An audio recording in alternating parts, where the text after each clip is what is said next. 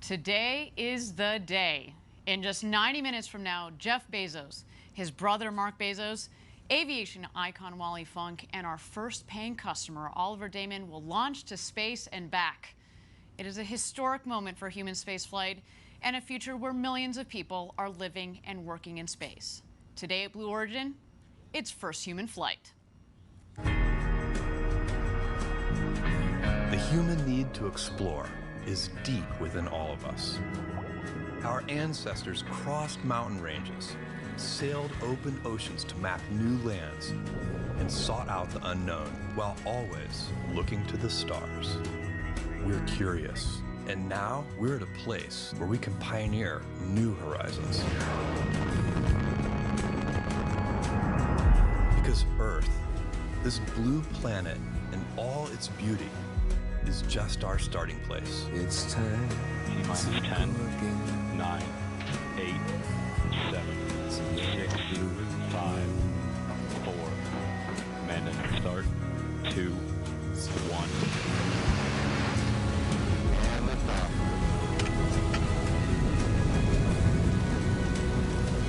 Oh yeah, look at her go. 5,000 feet and climbing. Now is the time to open the promise of space to all and lay the way for generations to come. When our descendants look to the stars, perhaps from a rocky moon or colonies floating in open space, they'll remember this time. When they reflect on where it started, they'll remember this place. And when they honor those first explorers who said, "Let's go," This is Blue Moon. they'll remember these bold steps. We are of Blue Origin. And this is just the beginning.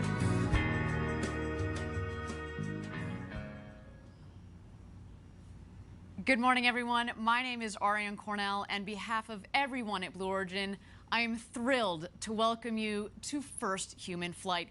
It's a big day here at Blue Origin. 4 astronauts will launch to space and back on board our new Shepard rocket, which has safely flown 15 successful consecutive missions leading up to today.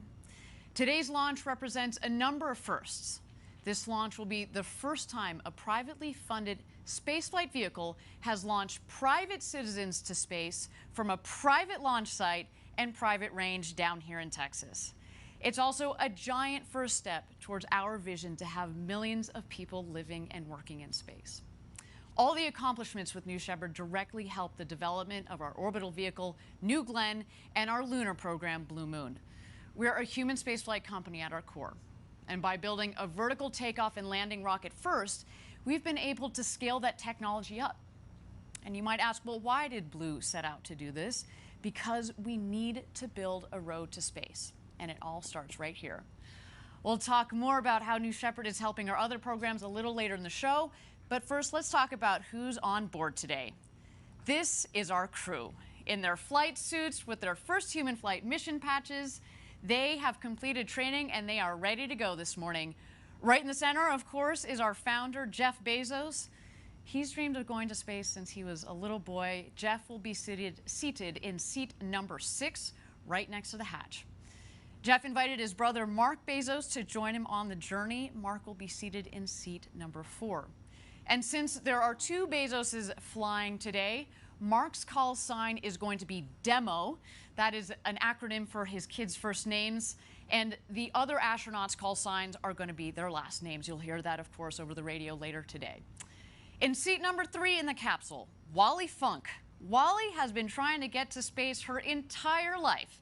And today she'll surpass John Glenn, American hero, as the oldest person to reach space at the age of 82. Oliver Damon, occupying seat number 1, will be the youngest person to have traveled to space at just 18 years old. He joins us from the Netherlands. So today we have both the youngest and the oldest people to have ever flown to space. How about that? What a crew do we have for you this morning? Each of our inaugural crew will be receiving an exclusive Omega watch as a gift, which will fly with them on their historic flight to space. And each watch will be engraved with their name, the flight number, and a unique Blue Origin feather on the back, something to remind them of today's mission for years to come. This one they've donated to me for the day, but sorry, Omega, you may or may not be getting it back. Sorry, not sorry, actually. Now, these soon-to-be astronauts have been down here training for a couple of days now, and the great thing about New Shepard is, since it's autonomous, just about anybody can fly on board. We designed it this way from the very beginning, so the people on board can sit back and enjoy the ride of a lifetime. Let's take a look of some of that training from the last 2 days. This training is meant to get you comfortable with the vehicle, get comfortable and familiar with the sights and the sounds, and learn how to maintain a safe mission. Again, it's autonomous. We're not teaching you how to operate the vehicle, and that's exactly what you're seeing here. You know, I actually recently went through this training, and I gotta say, the training is a lot of fun, very informative, but also, very importantly, you build these bonds with your fellow astronauts, and you create these stories together. Now, my crew of astronauts, A-S-T-R-O, capital N-O-T-S, astronauts, we were the fake crew. We called ourselves the prequel penguins because we were the last rehearsal crew, and we wouldn't be flying. But again, these are the types of stories that you walk away with. And, you know, at the end, after that training, I felt prepared to fly. And when I say prepared to fly, I felt confident in my own abilities to participate and enjoy the flight, but also confident in Blue Origin, the team, and most of all, this big, beautiful rocket that we built with safety at its core. It was a great experience, and obviously one that I highly recommend, but next time, though, I'm not just stopping at the training. I'm getting on top of that rocket. But while we have a moment here, I want to acknowledge the entire Blue Origin team who has made first human flight possible, so many of whom are following along today at watch parties across the country. The biggest one will be at our headquarters in Kent. There they are. It is early. Good morning, guys. They're going nuts already. I love it. I love it. Thank you, Team Blue. You guys are in for an amazing day. Amazing day. I love it. I'm not really a morning person, but you know what? This is a really good excuse to get up. Let me tell you, it's going to be a big day. All right, down here in West Texas, a little earlier today, our astronauts arrived at the Astronaut Training Center. And standing by outside the Astronaut Training Center is our on-the-ground correspondent, Caitlin Dietrich. Good morning, Caitlin. What is the latest? Good morning, Ariane. I'm here in front of the Astronaut Training Center, and I got to tell you, outside here, it is a beautiful day. It could not be nicer for a rocket launch. I'm looking right at the rocket on the pad here. We're all getting a little emotional and pretty excited. And at about T-minus 2 hours down here in West Texas, the astronauts arrived here. They got out of their truck, and they walked into the training center. There was no frowns on any of their faces. Everyone was smiling. The energy was high. Wally Funk was basically skipping into the training center. I think they're going to have a good flight today. And what they're doing inside is just getting suited up in their flight suits. And they're going to do, you know, final kind of mission briefings just to get kind of refresher here in the early morning hours. And then at T-minus 45 minutes, when they get the go to load, they'll walk right out this door, get into this Rivian, and be on their way to space. Thanks, Caitlin. I imagine Wally Funk was more like doing cartwheels into the Astronaut Training Center, and I highly expect her to be doing the same to the Rivian trucks. That woman, her energy is infectious, and she has all the reason to be excited today. As we said, she's been waiting her entire life to get to space. All right, we're going to be checking in with Caitlin a little bit later for more updates. But right now, let's turn our attention to the rocket. She's right behind me, just a couple of miles north from where I sit. Now, New Shepard is named after Alan Shepard, the first American to go to space in 1951. 61, that is, 50 years ago. And earlier this morning, as you can see here, New Shepard left the barn and traveled to the launch pad to prepare to go to space and back. This time, of course, with astronauts on board, including our very first paying customer, Oliver Damon. Now, back inside the barn there, I should note that we do have a second rocket, and we have had several paying payload customers on previous flights on that rocket, we will continue to fly future payloads on that dedicated rocket for that. The rocket that's over my shoulder here, that rocket will be dedicated to flying astronauts this flight and going forward for many more to come. This day here at Blue Origin is the culmination of years of testing, learning, and safely proving out the system across 15 successful consecutive missions. With that in mind, let's zero in on New Shepard, the importance of safety and redundancy, and how we got to first human flight. For New Shepard, we've been following an aggressive step-by-step approach from the beginning. The first time we flew New Shepard, we demonstrated every single aspect, re-entry, parachute deployment, and that mission was 100% successful for the capsule. M2 was about rolling in changes and trying it again. This time we stuck the landing, but we needed to show we could do it again. So that was what M3 was. For M4, we pushed the envelope, lighting the engine just seconds before it would impact the ground, and we perfected it at that time. In M5, we intentionally did not deploy one of the main parachutes, and it worked perfectly. We had done a pad escape test that the capsule can launch and escape if there is an accident on the pad. The M6 mission was about testing that at its most stressing condition. We ignited the solid rocket motor in flight and showed that we can recover the capsule safely. For M7, what we introduced was a new capsule design. M8 was just a repeat. And then the third escape test was to show that we could escape in space. So on M9, the capsule lit off its solid rocket motor and landed safely. M9 and M13, we are flying payload missions for customers, giving us even more and more confidence in the capability of the New Shepard system. 13 was a perfect flight, preparing for the M14 mission, another verification check. We're ready for first human flight.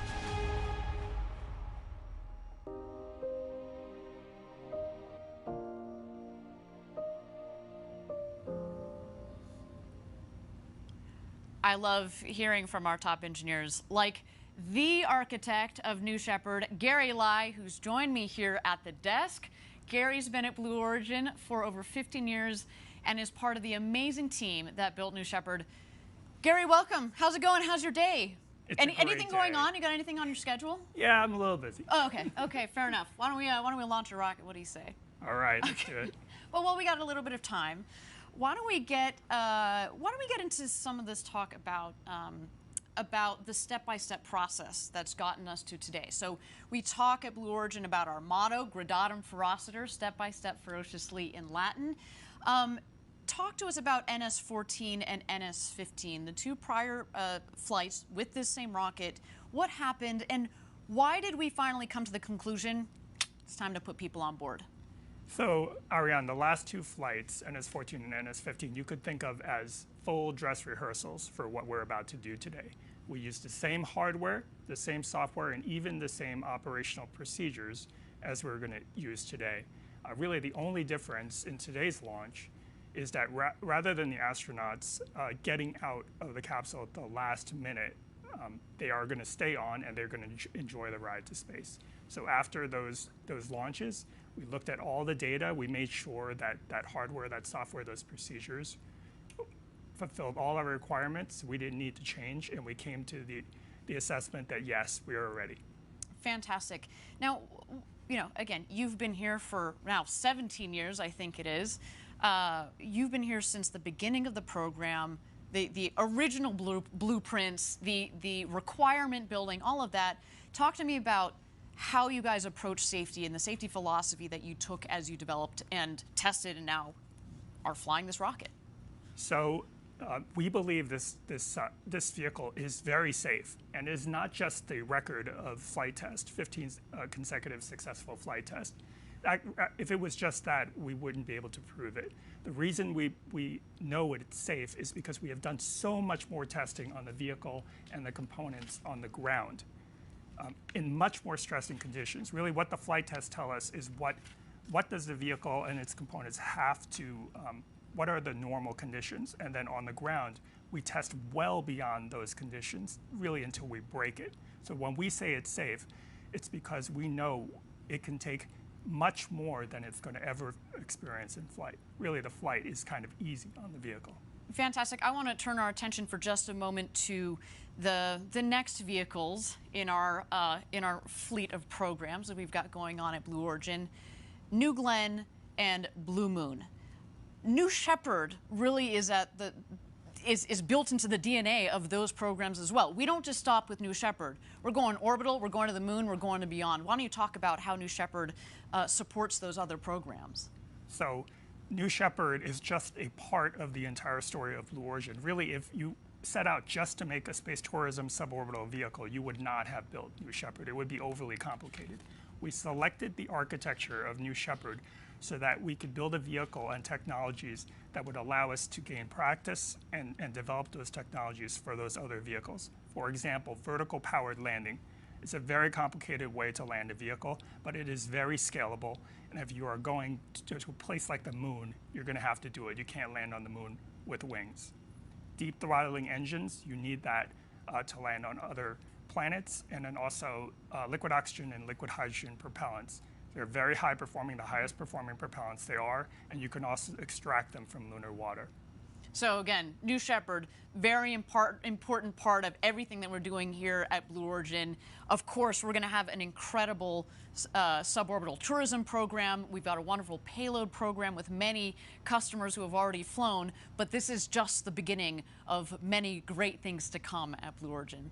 Now, I want to go back a little bit and talk about, we were talking about safety just a second ago. Talk about redundancy. Backup systems, and in the case of New Shepard, backup systems to the backup systems to the backup systems to the backup systems. What is going on there? Because it goes beyond what meets the eye, right? Absolutely.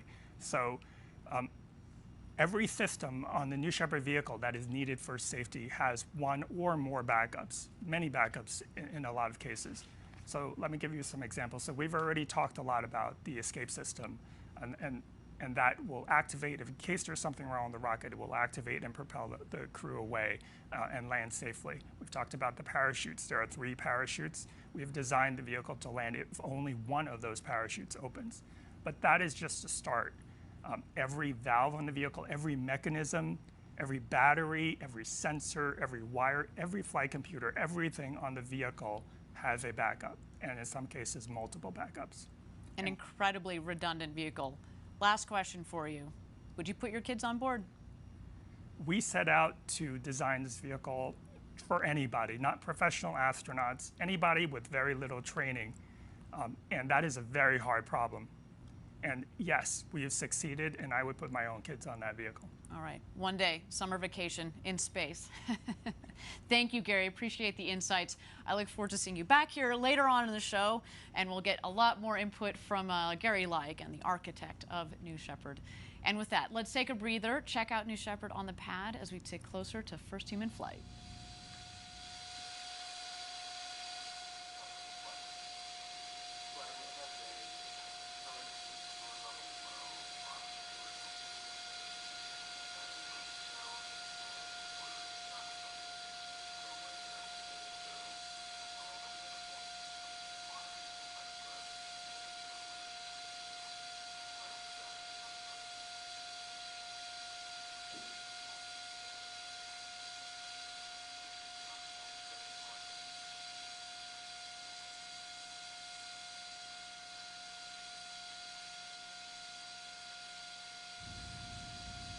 All right, everybody, if you're just joining us, this is Blue Origin's first human flight. We're down here in West Texas coming to you live. We are T-minus 1 hour and 10 minutes to go until Jeff Bezos, Mark Bezos, Wally Funk, and our first customer from the Netherlands, Oliver Damon, rocket to space and back. The excitement is palpable down here at Launch Site 1 in West Texas. But I want to keep things moving for you, so why don't we take a closer look at the aforementioned astronauts, the Bezos brothers, Jeff and Mark. You see the Earth from space, and it changes you. It changes your relationship with this planet, with humanity. It's one Earth. I want to go on this flight because it's a thing I've wanted to do all my life. It's an adventure. It's a big deal for me. I invited my brother to come on this first flight because we're closest friends. I really want you to come with me. Would you? Are you serious? I am. I think it would be meaningful. Have my brother there. I wasn't even expecting him to say that he was going to be on the first flight. And then when he asked me to go along, I was just awestruck. Seriously? If you're willing, if you want to. God. Yeah. What a remarkable opportunity, not only to have this adventure, but to be able to do it with my best friend. I love you. I love you too.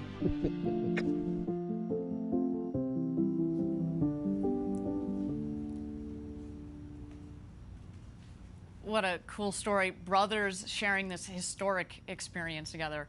Now, Mark has been part of the Blue Origin story from the very beginning. He's been with us every step of the way, and we're so excited to see him on this first human flight. You're taking a lot of us up there with you, Mark. But we're not stopping there. Second human flight and beyond are already in the works. And you know, since the auction on June 12th, I've had the good pleasure of speaking on the phone with many of the participants from the auction who now have been quickly filling up seats for the next several launches. Sales are open, everybody. If you're interested, send us an email at astronauts@blueorigin.com. And we're planning 2 more flights this year, and as we said, many more to come in the years following. Folks, this is an authentic rocket ride. You're in the crew capsule, launching 100 kilometers up over the Kármán line, the internationally recognized line of space, and safely back to Earth. And what a crew capsule it is. Let's take a look. For your once-in-a-lifetime journey, you will travel past the boundaries of Earth's atmosphere and into outer space. Featuring windows that comprise 1/3 of the capsule's surface structure, the largest windows ever in space, you'll have a view of the curve of the planet and the vast darkness of the cosmos. Every detail of the capsule has been precision engineered for your safety and comfort, with reclining seats specifically designed to absorb the impact of landing and an escape motor that can safely propel the capsule from the booster rocket. At the apex of your flight, you'll experience weightlessness. Unbuckling from your seat, you're free to explore different perspectives from each window before your return to Earth begins. This is the beginning of a revolution in space travel, and Blue Origin is going to take you there.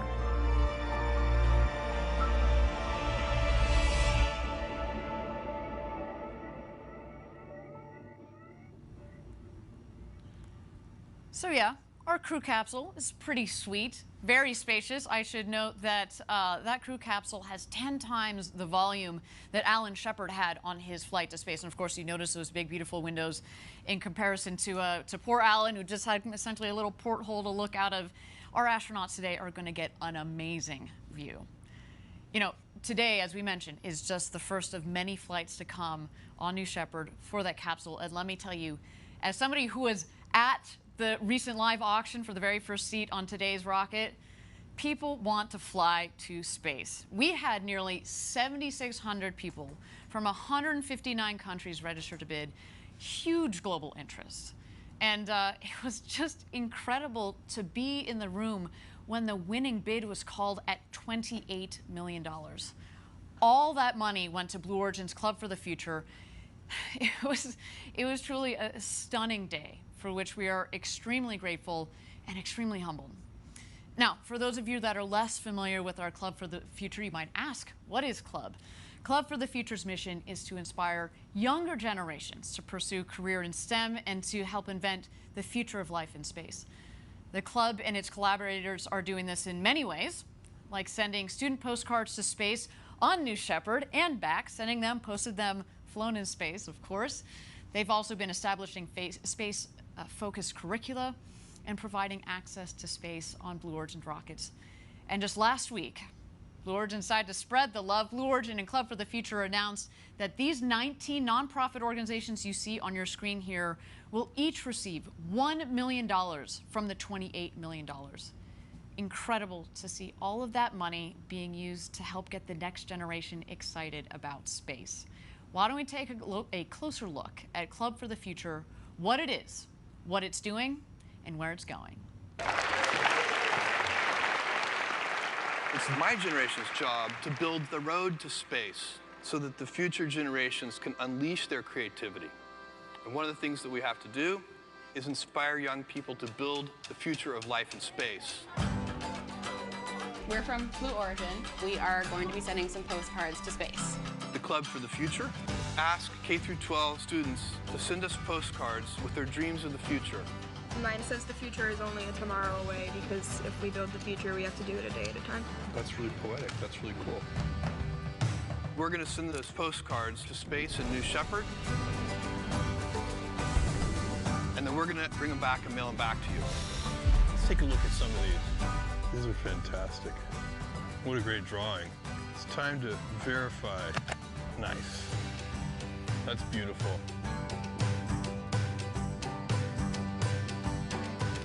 I'm interested in space medicine and space exploration, so I have a futuristic city with a rocket launching. Thanks for being members of the Club for the Future. The kids I talked to earlier, if they are representative of the current generation, we are in good shape. Big things start small. Let me tell you, the future of space is in very good hands. Guys, we're building the road to space, but the journey on it is going to be yours. And there are a lot of brilliant kids out there, so please keep up the great work, guys. With that, why don't we take a breather, check out New Shepard on the pad as she gets ready for first human flight.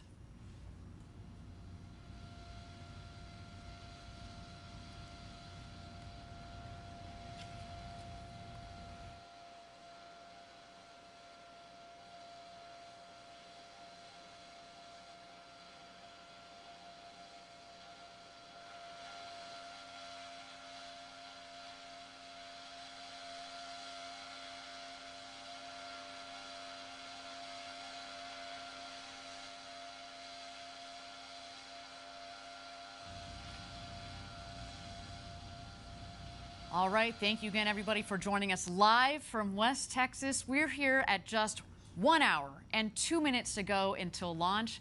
We are quickly approaching our first live glimpse of today's astronauts. They're going through their final preparations with crew member 7 before exiting the training center and heading out to the launch pad in their Rivian trucks. And now, crew member 7 is a role that gets its name from the New Shepard program. Though today's flight features 4 astronauts, future flights will take use of all 6 seats in the crew capsule. And crew member 7 is just that, the 7th member of each astronaut crew. Now, it's a 2-person role, and here's some footage, in fact, of Kevin Sprague and Sarah Knights, our current crew member 7s. We'll have that for you in a second here. So Sarah and Kevin don't go to space themselves, but they're critical team members that stay with the crew every step of the way, including as voice of mission control to the astronauts during the flight. So it's basically like they're in the capsule with our crew. And you're going to hear on today's flight Sarah as Capcom, or capsule communicator. And as I mentioned earlier, I've gone through astronaut experience training, and I can tell you the crew member 7 roles are essential. Kevin and Sarah met me, as well as the rest of the crew that I had during training, the evening that we arrived in El Paso, Texas, and we were in great hands, in their incredibly competent hands from the beginning to the end of our journey down here in Texas. So a special thank you to Kevin and Sarah for holding it all together for our astronauts. Now, I want to introduce you to another critical member of our Team Blue, Audrey Powers. In her new role as the Vice President of Mission and Flight Operations, she recently joined us here at the desk for a chat about what it's like to arrive at this very special moment. Audrey, it's so great to have you here. You've been so important to the development of the company and this rocket, and I can only imagine, how are you feeling today? I'm feeling very, very excited. Yeah? We had an amazing flight readiness review yesterday, and the team is just so pumped. Awesome. Yeah. Well, so this is not the first time our viewers have met you. On the last flight, you were one of our, what we call astronauts, spelled A-S-T-R-O-N-O-T-S. Yep. What was that experience like, going through the training and being one of the astronauts? Well, I was actually there working. I was not just having fun. Right. No, we know I was going through the training. to really see how it had progressed over time. A number of us did a review of the training early on, and I'll say that our training has reached such a really great spot for the astronauts. Our human factors team has provided a lot of input. Our CM7 team has spent so much time really focusing on what is important for them to first safely get through the experience and then just really enjoy their time up there. Yeah, so it was vetting the entire experience and making sure that we cover the right aspects of it. Right. So I also got to be an astronaut, but I didn't get to do the next kind of critical step, which is getting inside of the capsule on top of the rocket when it's fully fueled, fully loaded, like we did during our last launch and last webcast. You were one of two. You and Gary Lai went in there. What was that like when you went in there and the hatch was closed? What is that feeling like? Yeah, the entire tower operation of Astronaut Load was just a very sensory experience. And we walked through the sequence a couple days in advance just to rehearse everything, all of the movements. But on launch day, we got out of the cars and we're standing at the bottom of the tower, and you could hear the vehicle venting. And when you looked at it, there was frost coming off the side, like you see sometimes in movies. And it's just this overwhelming sense of this thing that is waiting to launch, and we're kind of holding it up, you know? Right. So there was a great sense of urgency that didn't exist on the days that we rehearsed it. And when we got up and finally ingressed and strapped into our seat, there were a lot of things. It was very mechanical because of the training that we had gone through in the simulator. And we sat down and strapped in, and it wasn't until then that you're waiting for the crew to do the checks and empty out the cabin of the various equipment that you kind of look out and you realize like how high up you are, where you are. Yeah, and you could feel the vehicle swaying a little bit on the launch mount, like that rocket is ready to launch. And when it closed, I remember thinking before, like, oh, I'm going to have all these clever things to say to Gary, you know, because we've worked together for so long. And, like, I couldn't think of anything. It was just like, I want to go so badly, you know? Like, can you lock the hatch from the inside? We were wondering if you guys were going to do a little stowaway situation. Sorry, there are cameras. I know. Saw you. Yep. So it was just this really rich sensory experience being in there from all angles. Yeah. Well, so you are now head of New Shepard Flight Admission Ops. Mm-hmm. What does it feel like this day that we're actually putting people on board and we're closing the hatch and we're keeping the people in the capsule to go to space and back? What does that feel like? Well, we've spent, in recent weeks, we've finalized a years-long effort called our Human Flight Certification Plan. And it culminated in an extensive review, over the last month with external reviewers, and our FAA partners were involved. And it was the culmination of the entire program, you know, years of work on this program. And I was so struck by how much work has gone into this across the years and across the disciplines. And the people in that room kind of finalizing all of these check boxes, it was just an overwhelming sense of the history that we had collected of this program.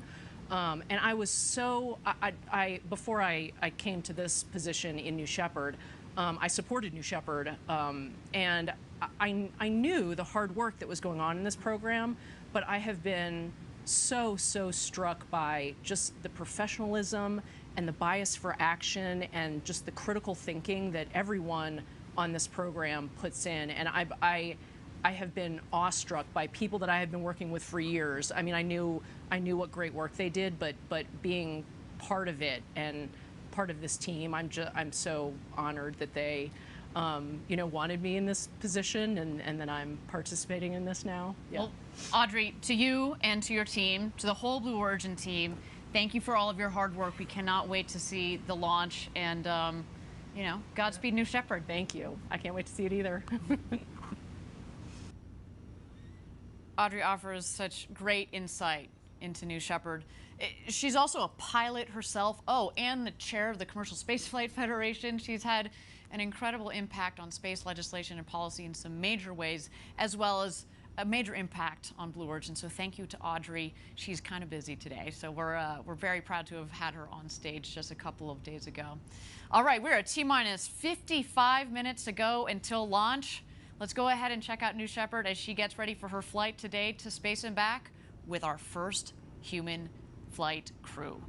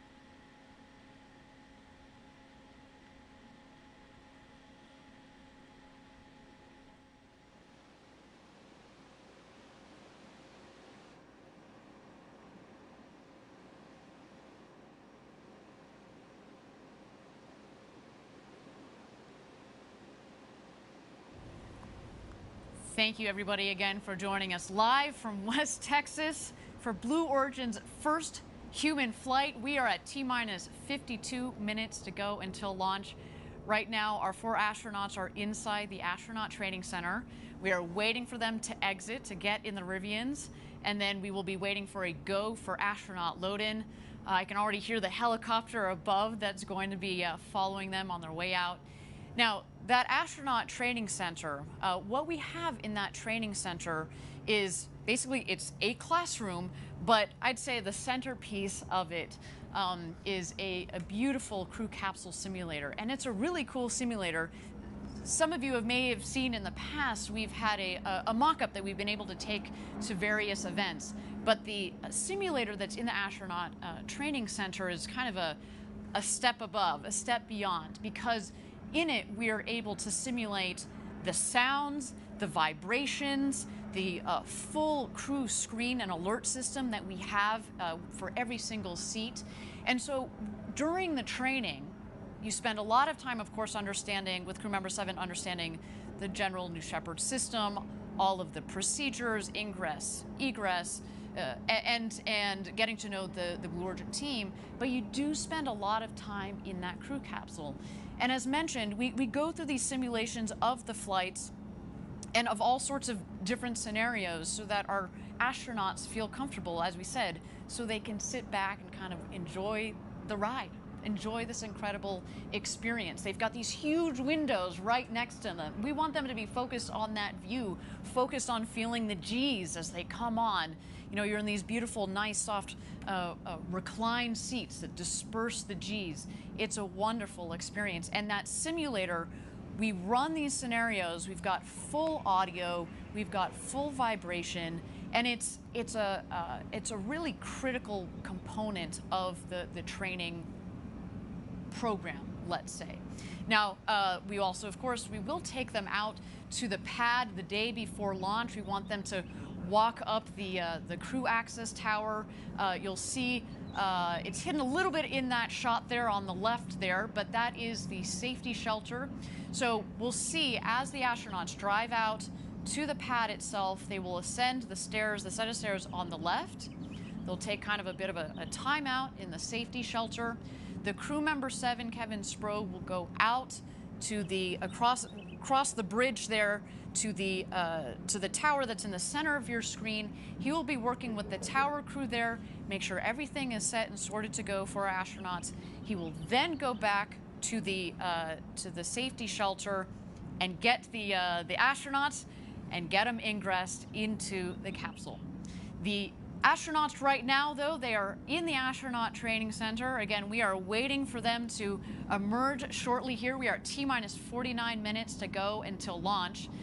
Again, they are going to be entering into their Rivian trucks and heading out to the launch pad. This will be our first glimpse of the astronauts. We're going to see those shining smiles of theirs. I'm sure they're trying to contain their excitement. You know, you've got that excited energy that, of course, they are controlling themselves. Although, again, let's be honest, Wally Funk doesn't control her excitement. I'm, as I said, fully expecting her to do full somersaults and cartwheels on her way into the Rivians. And why don't we just wait here for a moment as we wait for those astronauts to emerge.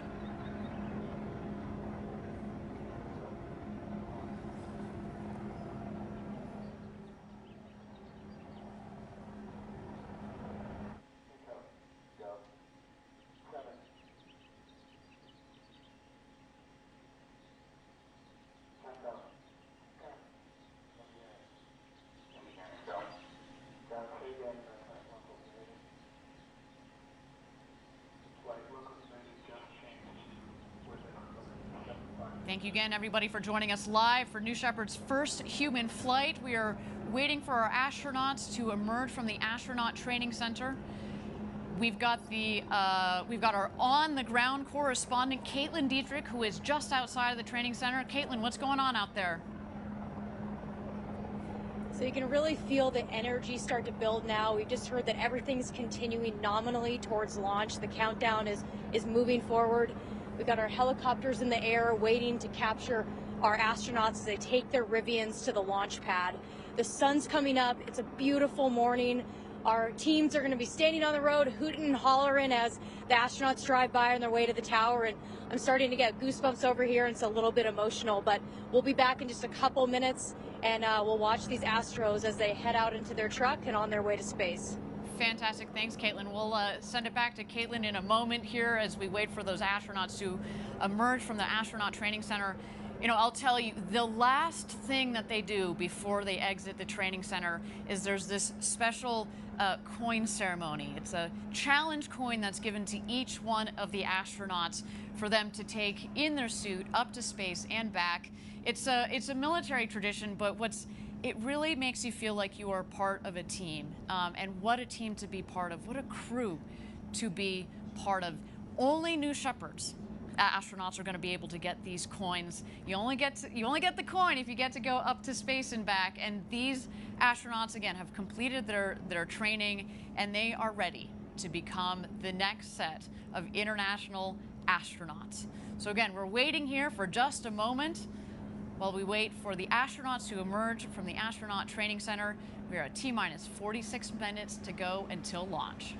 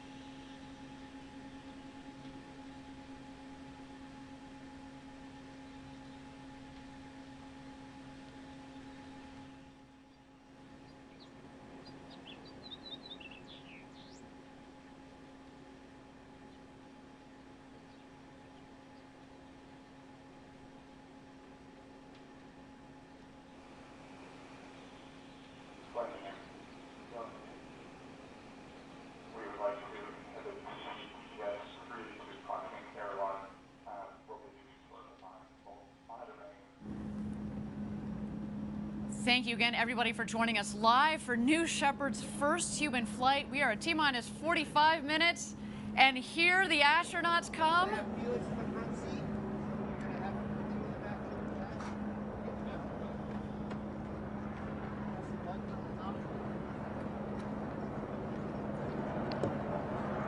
There you see Jeff Bezos in the foreground, Oliver Damon stepping into the Rivian.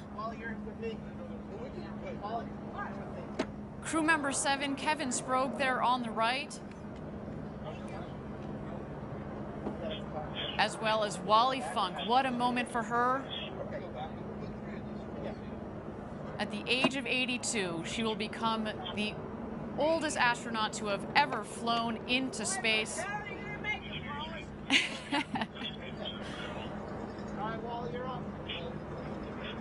And there she is, loading into the Rivian.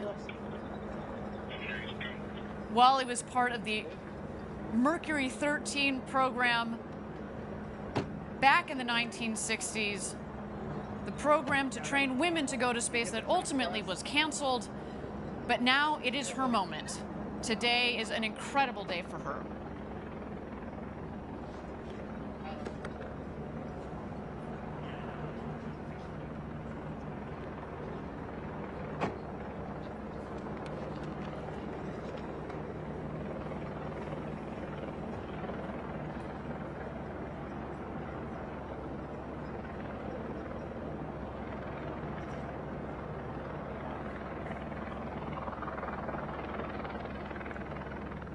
All right, now we're going to be waiting for mission control to get a go for astronaut load out to the pad.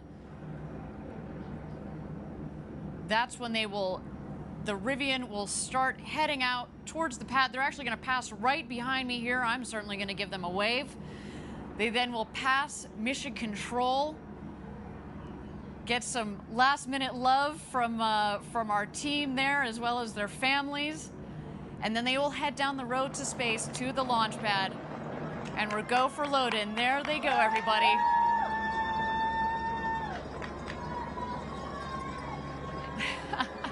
What a moment. You can probably hear our team already losing it down here. We are super excited.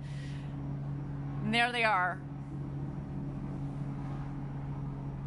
High fives from everybody. What an incredible moment. They're coming over here just behind my right shoulder.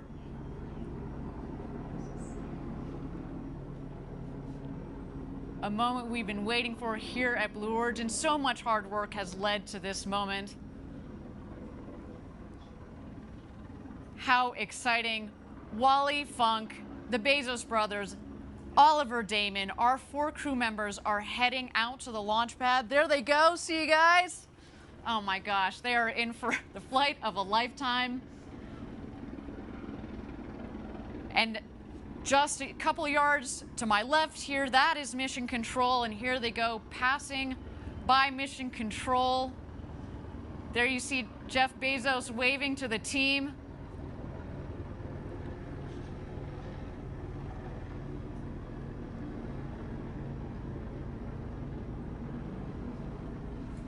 They're going to hang a left there as they head down the road to space. Now, while we watch them travel down that road to space, they've got just a couple of moments. It's a long 2-mile road there. We've got a couple of moments. Why don't we meet aviation icon Wally Funk? You're in zero gravity for 4 minutes. You come back down. We land gently on the desert surface. We open the hatch and you step outside. What's the first thing you say? I will say, honey, that was the best thing that ever happened to me. I've been flying forever, and I have 19,600 flying hours. I have taught over 3,000 people to fly, private, commercial, instrument, flight engineer, airline transport, gliding, everything that the FAA has, I've got the license for. And I can outrun you. Back in the 60s, I was in the Mercury 13 program. They asked me, do you want to be an astronaut? I said, yes. They told me that I had done better and completed the work faster than any of the guys. So I got a hold of NASA 4 times. I said, I want to become an astronaut, but nobody would take me. I didn't think that I would ever get to go up. Nothing has ever gotten in my way. And they said, Wally, you're a girl, you can't do that. I said, guess what? Doesn't matter what you are. You can still do it if you want to do it. And I like to do things that nobody has ever done. We're going to fly you up into space on the very first flight. That's your I can't tell people that are watching how fabulous I feel to have been picked by Blue Origin to go on this trip. You're going to be an astronaut. Oh, finally! And I'll love every second of it. Woo! Ha ha! I can hardly wait.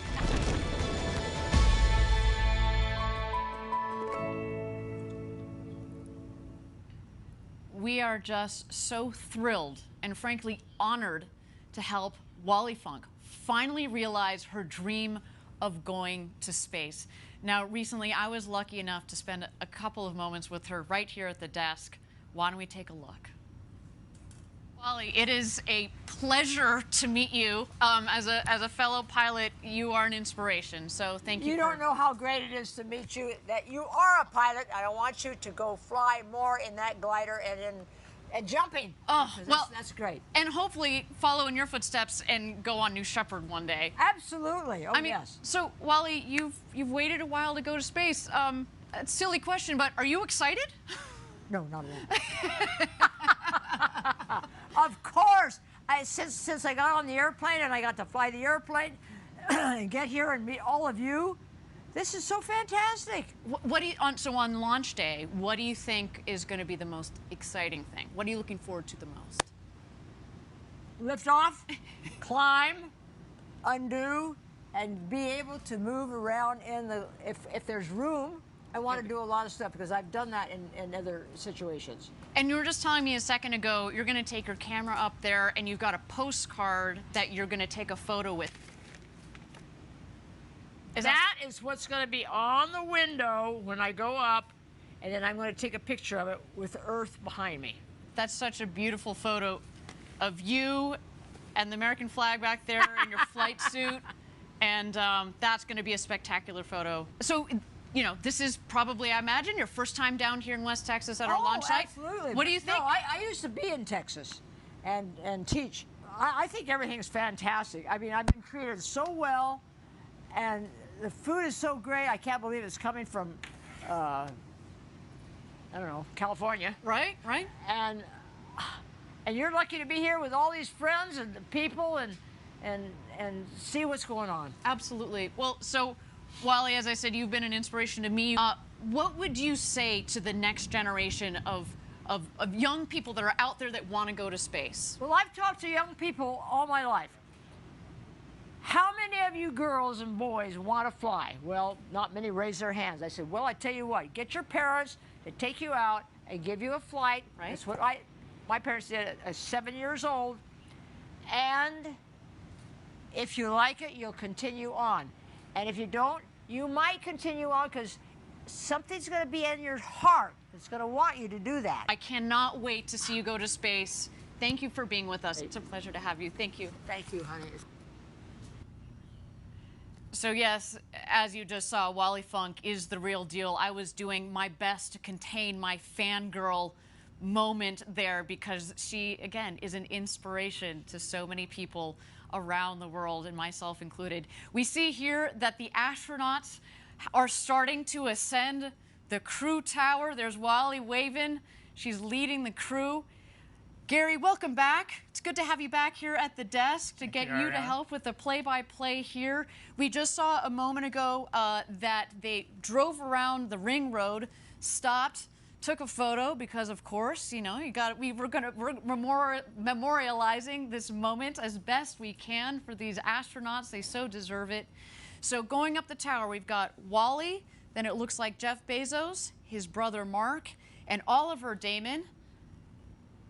They're heading up to their rocket.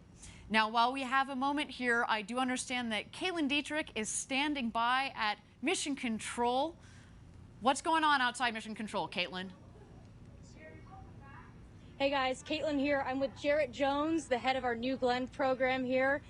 Jarrett, how are you feeling today watching the launch here from Mission Control? Excited, awesome, this is amazing. It's just incredible. You could only dream about this day. And you know what, Caitlin? It's not lost on me and probably many of the viewers that today is like July the 20th, the day Neil Armstrong, who also graduated from my alma mater, Boiler Up, stepped on the moon and made history. And we're doing it at New Shepard and Blue Origin, doing our first human launch, and it's just amazing. And the reason I'm excited, but also focused, is that there's quite a bit of technology transfer from New Shepard to New Glenn. Everything from the BE3 engine with the LOX and the hydrogen, all the way down to our landing gear. I mean, this is an exciting day for us, and I'm just excited. I don't want to take the spotlight away. It's about New Shepard, and I'm just very proud of this team, and then Blue Origin as a whole. I mean, just amazing day, Caitlin. Well, we like to say that New Shepard is basically the second stage of New Glenn, so you're kind of seeing the second stage fly here today. Absolutely, absolutely. New Shepard was built and designed for scalability, and we took advantage of it in New Glenn. So it's amazing feat that we're doing, and just proud to be here. Just glad to be here, Caitlin. So smart. It's the epitome of our step-by-step approach, as you hear us say. And I want to pan back to Mission Control. We've got a lot of our team here on the porch here. Hey, guys! Woohoo!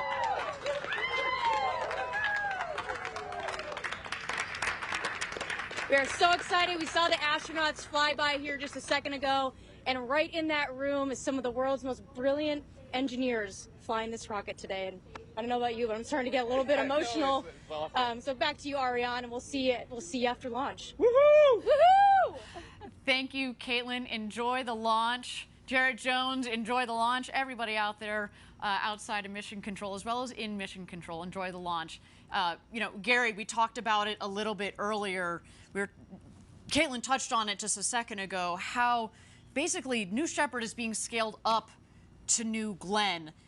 Tell me how you've thought about that, because you're part of, obviously, New Shepard, the architect of New Shepard, but you've been part of thinking about the broader roadmap, if you will, that Blue Origin has. That's right.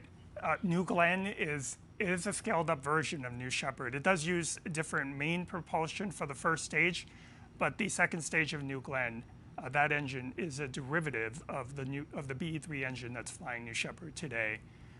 And the techniques for vertical landing, which we perfected with the New Shepard vehicle, are going to be applied to the New Glenn vehicle. We have very high confidence that the very first launch of New Glenn will stick that landing on the ship. We would not have that confidence without the New Shepard program.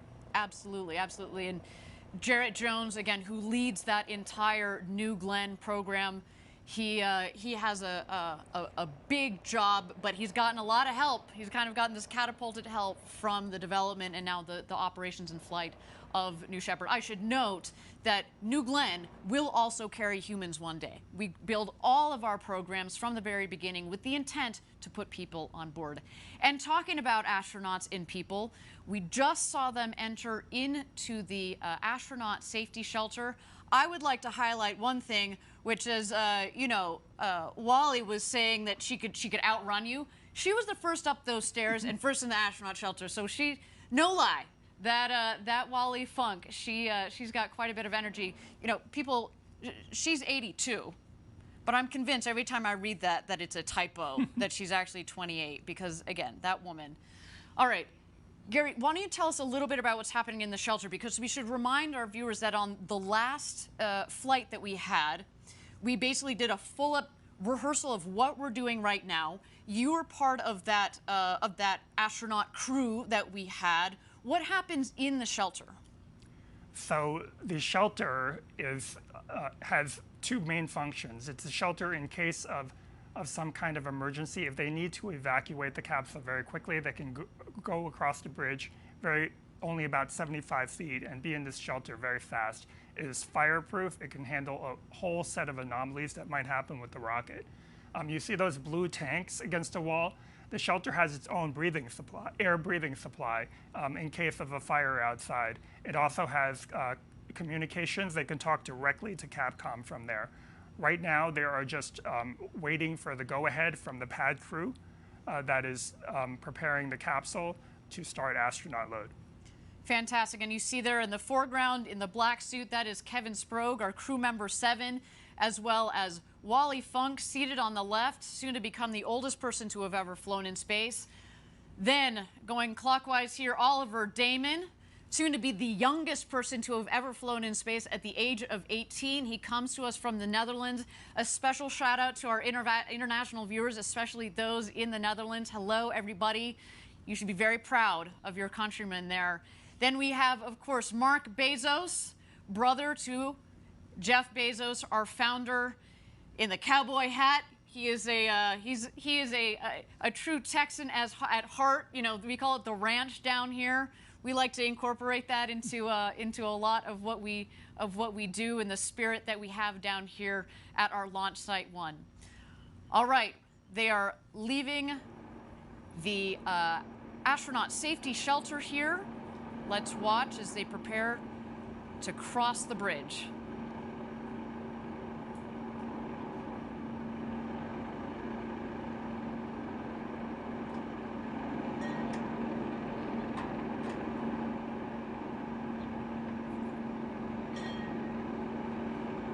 What a moment. Jeff Bezos. Mark Bezos. Wally Funk. And Oliver Damon. Ring the ceremonial bell. Making some noise on their way to get into the crew capsule. Kevin, the crew member 7 that you see there in the black suit, he is now going to help them ingress, get into the capsule, get situated in their seats, and of course help them get buckled into their harnesses and go through any final safety checks before closing the hatch. I mean, we should note though, Gary and I have both been through the astronaut training experience. It's a 5-point harness. By the time you're done with training, you can do that upside down, backwards with your eyes closed, inside and out. I mean, you definitely understand how that works, and you're going to need to, because when we come back, when you get back into your seat from 0G, that's very important. Let's watch here as they cross the gantry, taking some final photos. We've got our photographer there, Felix Koons, a brilliant photographer who's taken those beautiful shots of the crew that we saw earlier. And there they go, into the crew capsule. Gary, do you want to talk about the hosing and the piping that you see going into the hatch? So that is just a cabin environmental control system. While it's on the pad, before we seal the hatch, we want to make sure the air is fresh and air conditioned in there. That hose will be removed, obviously, during hatch closure. And so what they're doing now is just one by one entering the cabin and getting fastened, and then they will go through a series of comm checks with Capcom. Fantastic. There's Wally Funk in seat number 3 there. Oliver getting situated in seat number 1. I'm starting to shake a little bit. Not only, again, have we practiced this, and not only on the last flight did we have a full astronaut rehearsal like this, but it's different. We've done, again, 15 consecutive missions to get to this point. But it's so much different when you put people on board. But again, so much testing, so much design, so much thought, and incredibly well-trained Blue Origin team that's supporting these astronauts, our first crew on New Shepard. Just wonderful. We are ready for today. Now, we are standing by here for Capcom to welcome our crew into the capsule. Let's stand by for some audio there. There's our mission control.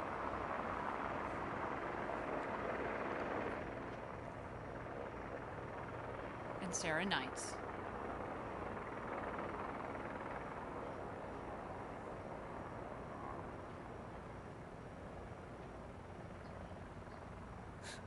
Sarah Knights, again, she has this incredible... I have you loud and clear, 7. How me?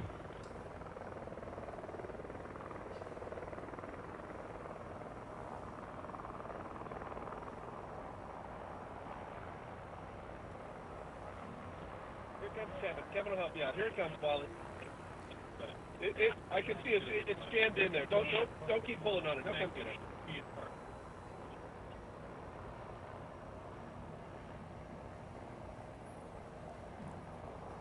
So again, we've got Capcom's Sarah Knight. She's one of our crew member 7 on the left. Our 4 astronauts are loaded into the capsule.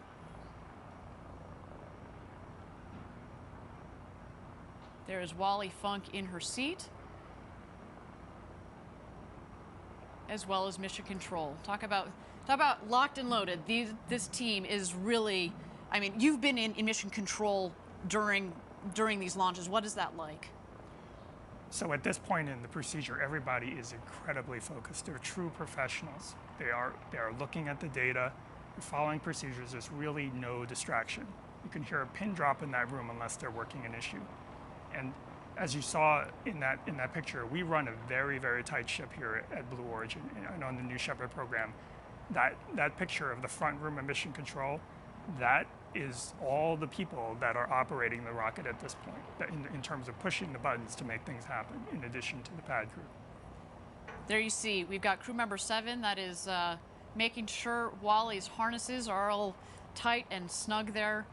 You know, to your point about crew, Gary, I mean, we talk about designing an autonomous vehicle that launches and lands and we reuse, but we've built also the operations to also complement that, to lower the cost of accessing to space, because that's at the heart of building this road. Back windows, that's it. That is all that is needed to launch New Shepard.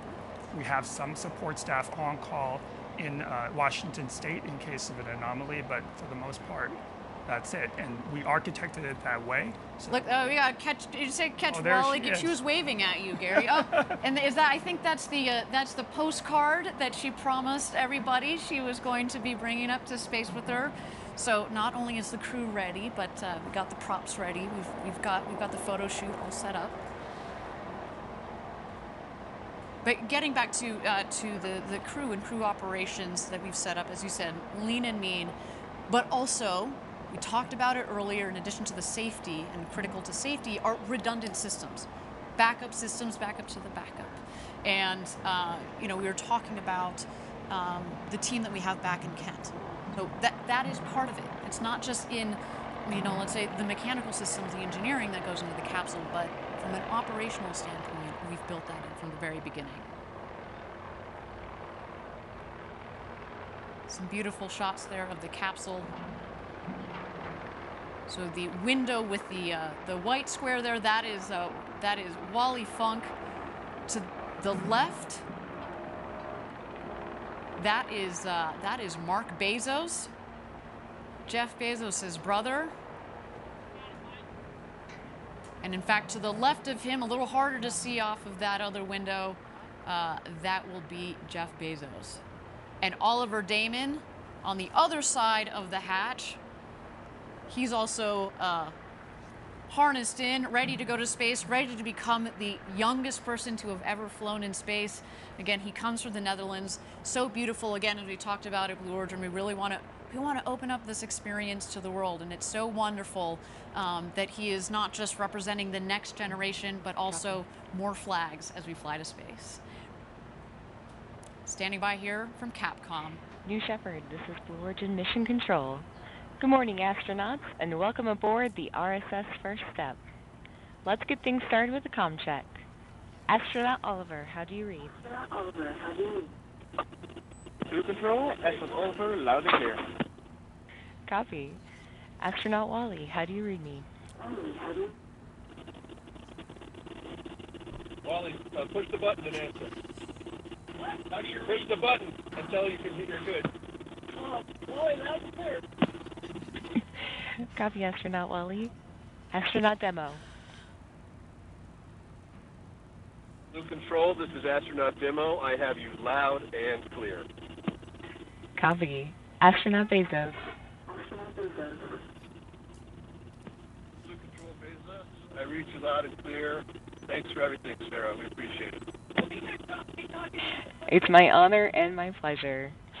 All right, astronauts, we are at T-minus 21 minutes and counting As we proceed, I'll keep you updated. For now, just sit back and relax. Fantastic, and there you heard it.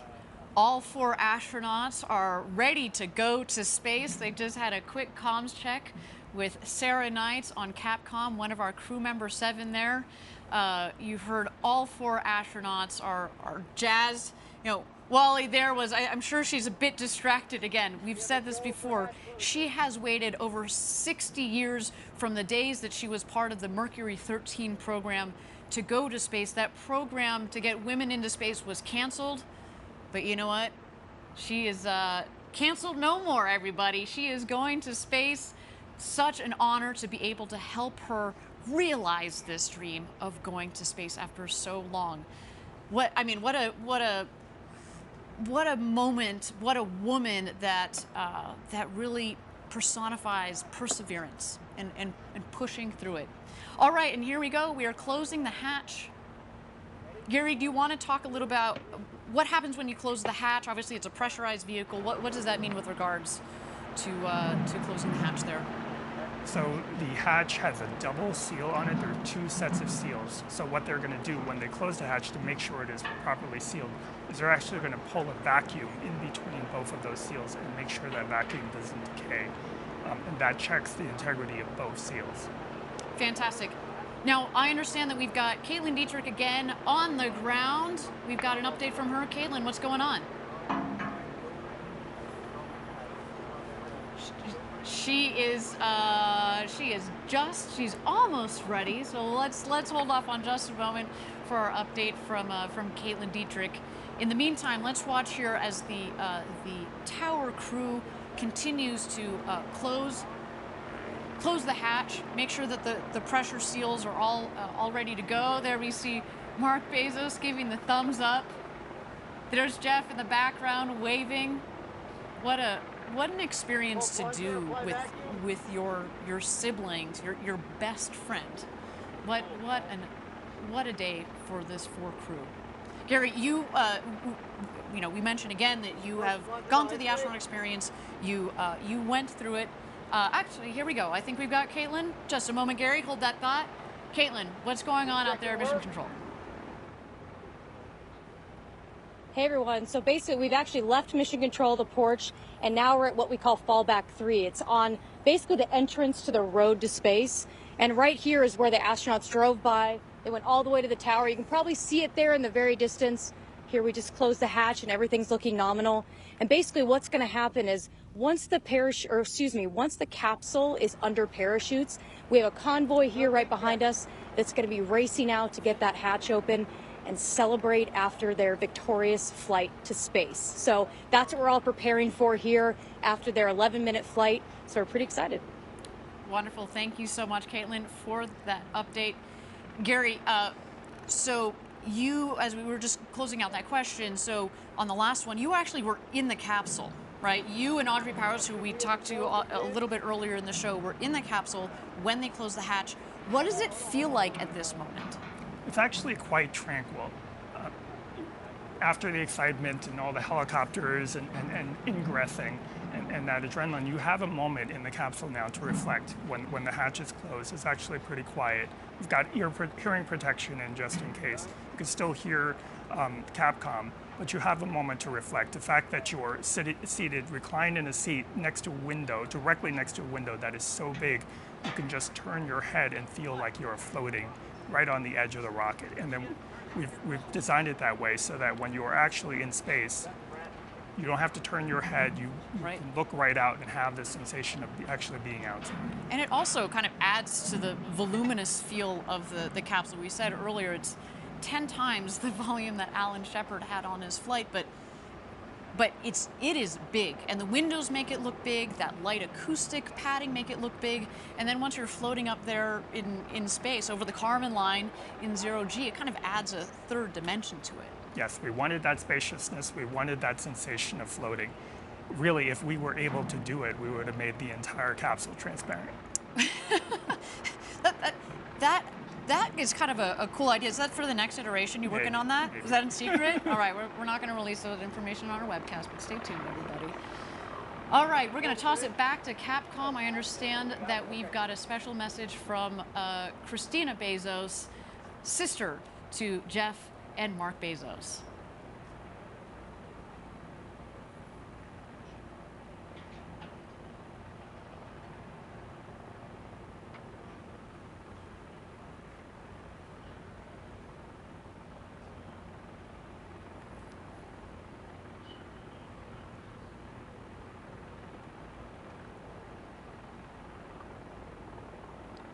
First up, Blue Control. On that note, Jeff and Mark, I have a special message from you from your sister Christina.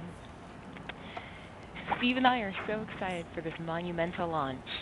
Jeff, this is something you've dreamed of your whole life, and your passion for space is infectious. Mark, you're the best champion when it comes to encouraging us in our adventures. As you buckle in, I'm reminded of when Jeff was Captain Kirk, Mark, you were Sulu, and I took the role of Lieutenant Uhura.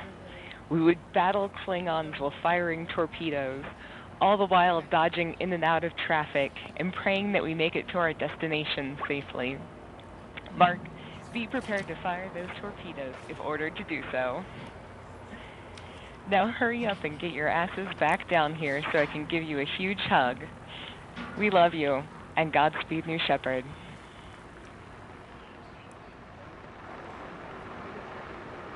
And there it is, beautiful message from Christina. There is our Kent headquarters going nuts as they should. A big day for our full Blue Origin team. It's early out there on the West Coast, but they wouldn't miss it for the world. Look at them. So amazing. Again, what a day for the entire Blue Origin team, for these crew members that are on board, for their families that are here, that have been supporting each one of these people's dreams to go to space. Just incredible. And, you know, we are sitting here at T-minus 15 minutes to go until launch. We are in a brief hold here, but why don't we meet Oliver Damon, one of those astronauts, again, our first, very, very first paying customer, and soon to be the youngest person to travel to space at 18. Let's see Oliver. I think it's the ultimate dream for so many people to go to space. I guess my first memories of space were Thunderbirds. I was a big fan of that, watched every single episode there was. That was like the big thing with like the rockets and everything. Oliver, is this your first look at the vehicle? Yeah. It's so cool to go with this crew because Wally is like one of the best pilots ever and has such an amazing life story. Of course, Jeff is one of the best businessmen ever and a great visionary. And Mark is a firefighter and has such an amazing track record over his life. I feel a responsibility because I'm the youngest in space, and to get more people interested in space, and not even just space, but science, would be such an opportunity for me to do. When I touch down and I get out of the vehicle, I think I'll be just speechless. Now, Oliver also has his pilot's license and will be studying physics in college. And in just a bit, he'll officially be an astronaut. But Gary, did you talk to Oliver? I did. I had an opportunity to meet him. Did you start recruiting? Did you get on that? What are you doing sitting here? Come on, man. We were like that guy. Not only is he going to study physics, but also innovation. So we can only imagine what is in store for Oliver in the years to come. But I can tell you what is in store for him in the next couple of minutes here. He is going to go to space over the Kármán line, up 100 kilometers up the internationally recognized line of space, and he is going to come back a freshly minted astronaut. Cannot wait for that. Now, we are at T-minus 15 minutes to go until launch. We are in a brief hold here, and while we're in a hold, why don't we turn it over to New Shepard and watch the rocket as she gets ready to take these 4 astronauts to space and back.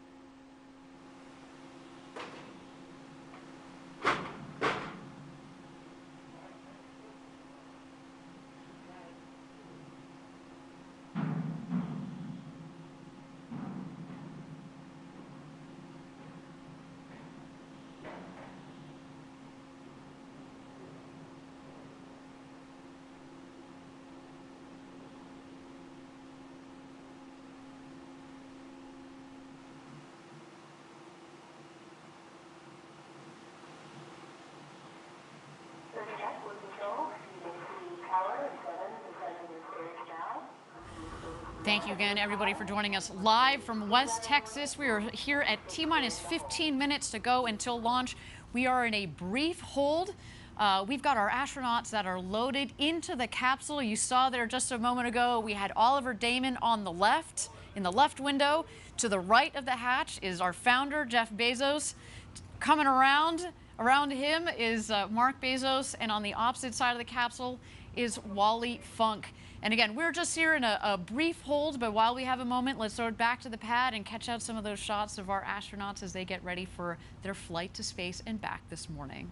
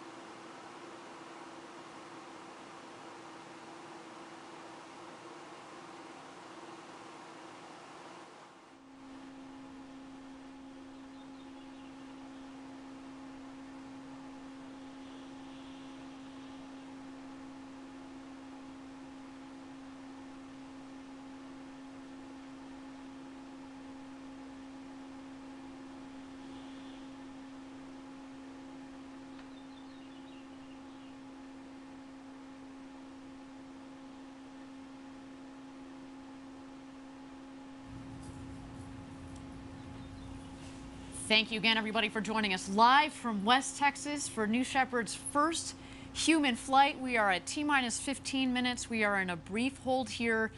This is okay. I mean, to say, Gary, you can appreciate this. We spent years designing this rocket, months and months designing the mission. And if we need to take a couple of minutes more to make sure that the team is aligned, that we're all set and sorted, that our astronauts are happy, that the weather both on the ground and up aloft is within green zones, then we're going to do that. How do you guys think about holds when you're in mission control? What is happening right now? There's really two kinds of holds. There might be a hold while they investigate an anomaly, and very often that is not the case, though. There are sometimes holds just to catch up in the timeline. The thing about New Shepard that's distinct from orbital vehicles that you might have seen is that we don't need to launch at a precise time to meet some launch window because we're trying to intercept something in space. We have a lot of time. We can take our time. It's better to pause and hold if there's any reason to, if there's a sensor reading that you want to investigate or you just want to catch up in time. So that's why we tend to take these holds. Otherwise, we bias to launching as soon as possible so we don't otherwise have a lot of buffer in the normal count. Absolutely. So again, well, actually, now I understand. The hold is lifted. Yeah. So it sounds like that we have gotten the timelines all aligned, our teams are all sorted, and we are continuing our countdown. While we have a moment here, again, let's throw it back to the pad, check out our astronauts in the capsule as they get ready for their launch to space and back this morning.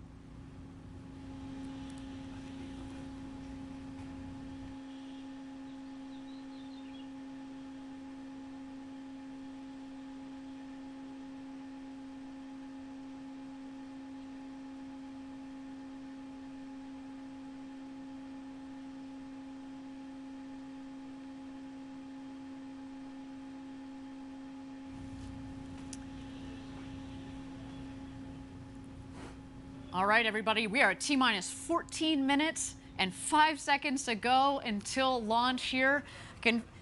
Got goosebumps going already. Again, the adrenaline is building and the energy is building up here as the clock ticks down. And while our astronauts and our teams are going through the final checks with our crew member 7 and the launch team, let's talk about seeing Earth from space and how it changes you. And we're very fortunate here at Blue Origin to have several NASA astronauts that are working with us. And they've logged hundreds of hours in space, and they offer a keen perspective on what our first human flight astronauts are just minutes away from experiencing.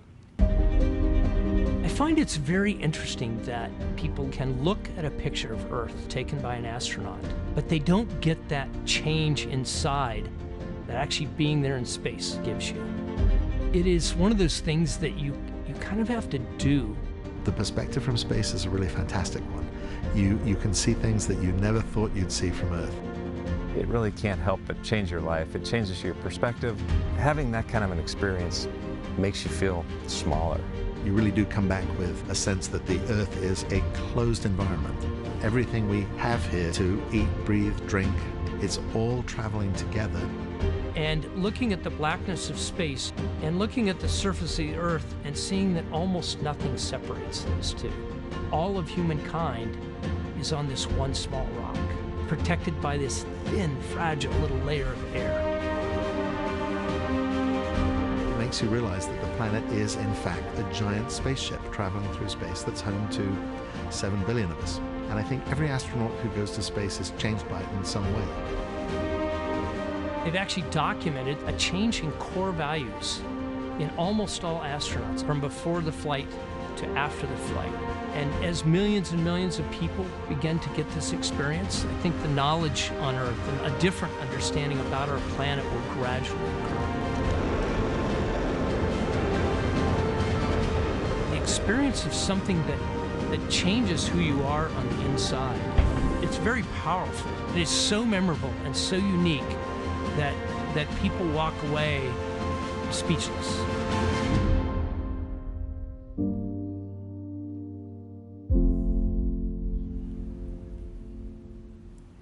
Incredible stuff. I hope one day I get to experience that, and I know obviously the 4 people that are on top of that rocket are about to do that. Gary, do you want to talk to us a little bit about today's flight profile, how they're getting up to space over the Kármán line and back home down here to West Texas? Absolutely. So T-minus 0 is the time that we... Actually, Gary, if you don't mind standing by, I understand that we are ready for our go, no-go poll. No. This is the flight director. New Shepard is go for launch. Booster, commence similar count. Wilco flight. Controllers, drop UHF voice.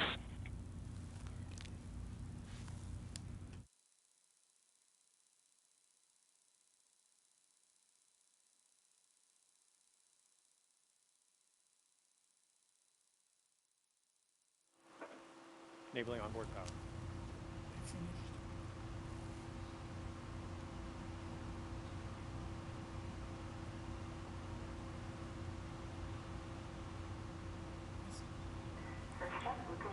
All right, thank you everybody for joining us again. Sorry about that. We got so caught up in the flight profile and the perspectives from our NASA astronauts. We just caught the tail end there of the go no go poll.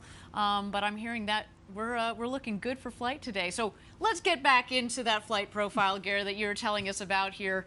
Again, how are they getting up to space, over the Kármán line, the internationally recognized line of space, and then back down here to Earth in West Texas? Okay, so T-minus 0 is actually not the point of liftoff. It's when we send the command to start the engine. It lifts off about 7 seconds later. It will ascend for about 2.5 minutes. And then shut off. It goes through what we call MECO, main engine cutoff. About 20 seconds after that, the capsule will separate, and that's when the fasten seatbelt light on their panels will turn off, and they'll be able to float around the capsule for 3 to 4 minutes. During that time, both vehicles are still ascending, and they will ascend above 100 kilometers. The Kármán line today, we're headed for about 105, 106 kilometers. And then start their descent. The capsule, the booster will actually re-enter first. It's more aerodynamic. Before it hits the atmosphere, it deploys wedge fins on top to stabilize it, and then uses those aft fins to steer back over the pad. Just over the pad, about 20,000 feet above, it deploys drag brakes to slow itself down, and then restarts its engines just seconds before hitting the ground to slow itself down to a soft landing. The landing legs will come out just seconds before landing. It might do 1 or 2 maneuvers to make sure that it's over that pad, and then it will touch down softly. Meanwhile, the capsule will continue its flight. The astronauts will strap back in before hitting the atmosphere, get back in their seats. There'll be thrusters that will stabilize the capsule just to prevent it from rocking too much, and then parachutes will deploy about 10,000 feet above the ground. First, drogues will fire, and those will extract the mains. And then finally, a landing will occur on a cushion of air, which will fire just about 6 feet off the ground. Fantastic, and you know, we've mentioned this before on previous webcasts that the dirt down here, it's like talcum powder. It goes everywhere, and so when we have that air cushion that fires, it really kicks up the dust. But again, they're coming in at just about 1 or 2 miles an hour. It's a really nice, soft landing. And again, Gary, we confirmed we are go for launch for first human flight on New Shepard.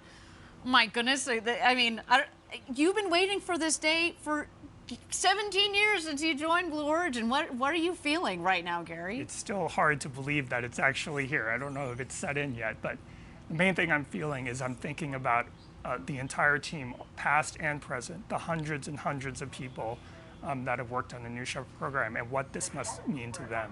Absolutely. It's, you know, we talked about the team here. It's a lean and mean team, obviously, but each one of those people has contributed so much to this program. It's, again, a special shout out to all of our Blue Origin team members watching around the world. Now, for the others that are watching around the world, if you want to experience space flight for yourself, if you want to do what Jeff and Mark and Wally and Oliver are doing today, and you're serious about it, send us an email at astronauts@blueorigin.com. We're open for ticket sales to send you all to space. What just an incredible, incredible day. And, you know, we're so lucky to have this particular crew on board today, Gary. And I feel like, you know, not only do we have this beautiful story about the Bezos brothers that are going up, and Wally and Oliver, soon to be the oldest and the youngest astronauts who have ever flown into space.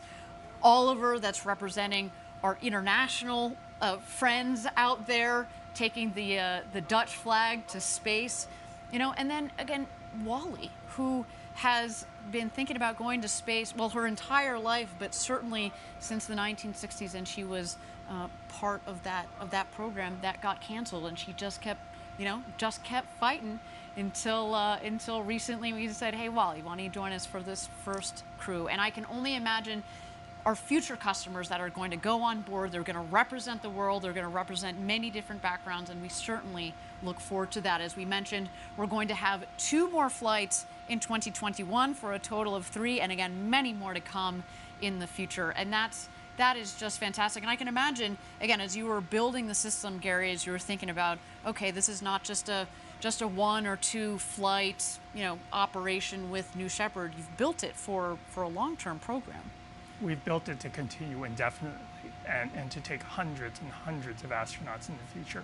We hope to be into the thousands soon. And just think about that, right? There have only been about 560, 570 people that have ever been over the Kármán line, up 100 kilometers up over the internationally recognized line of space. And today we're going to add 4 more to that list, which is so cool. Yes, and someday in the near future, we will be over 570 just on the New Shepard program. Can you imagine? Are you going to go up? Absolutely. You going to go up with me? Sure. You in, man? All right. Awesome. Okay, we are T-minus 4 minutes and 20 seconds to go until launch. What an incredible moment. Let's check out New Shepard on the pad here. We are awaiting, the rocket is going to go into some last-minute checks on the vehicle. At T-minus 2 minutes is when the vehicle, we throw the show over to her. It's all on her. It's an autonomous vehicle. But Gary, do you want to talk to us about what are some of those last-minute checks that the vehicle is going through, and that we're going to see especially on our screen? Right, so as you mentioned, the last 2 minutes are auto sequence, and that is executed entirely by the vehicle itself through an automated checklist. You'll see a couple of things. There will be things that you don't see, such as sensor checks, pressure checks on the tanks, radio checks, all hundreds and hundreds of different checks will be stepped through in this checklist. But what you will see is the hydraulic system spooling up, which will wiggle the engine gimbal as well as the aft fins. They're not only wiggling those surfaces, but they're making sure that there's no stiction and they travel smoothly. Fantastic, and again, we are waiting to see that. You'll be able to see, as Gary said, you don't get to see all of those last-minute checks, but we certainly get to see the aft fins. As Gary mentioned, those are the fins at the base of the vehicle. There are 4 of those. Obviously, they help direct the rocket both up and down. And then the engine will gimbal. That is our BE3 engine, the Blue Engine 3, 110,000 pounds of thrust. Liquid oxygen and liquid hydrogen are what are the propellants in the engine. It's not only a powerful and also throttleable engine. The throttle, I'll talk about the throttleability just here for a second. We throttle the engine back as it comes back to land, and that's what creates a nice soft landing, because as it comes in, of course, it's not filled with all the propellant that it had on the way back up. So if we throttle it back, kind of like an airplane, it comes in for a nice, soft landing. And you know, what a trip to space and back. Again, this vehicle, we've had 15 successful flights on. Again, we're looking forward to this 16th one, of course, a very special one with people on board today. T-minus 2 minutes, there we go. Bridge is retracting. The bridge is retracting. There's Oliver on the left, Jeff Bezos on the right. We are about to go to space, everybody.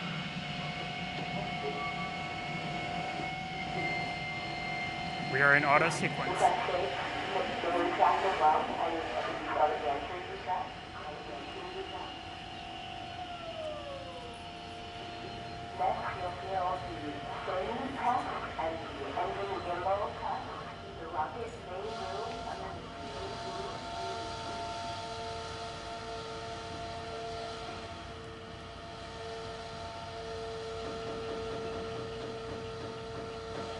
Ariane, when that engine gimbal check occurs and that engine swings, they should actually be able to feel it in the cabin, because it'll sway the stack back and forth. There go the aft fin checks.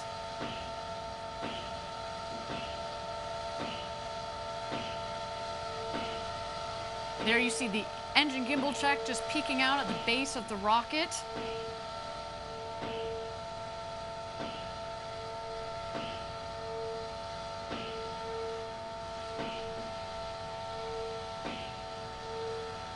All right, here we go, everybody. Thousands of people contributed years to this historic moment. Ladies and gentlemen, it's time for Blue Origin's first human flight. Godspeed, first crew of New Shepard. Let's light this candle.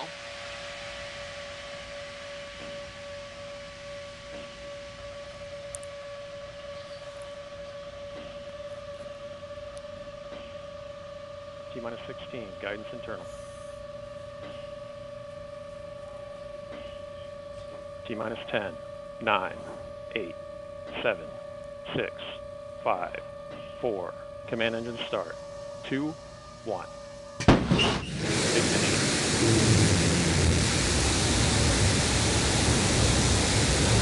We have liftoff. Shepard's cleared the tower. And New Shepard has cleared the tower on our way to space with our first human crew. Go, Jeff, go, Mark, go, Wally, go, Oliver. You are going to space.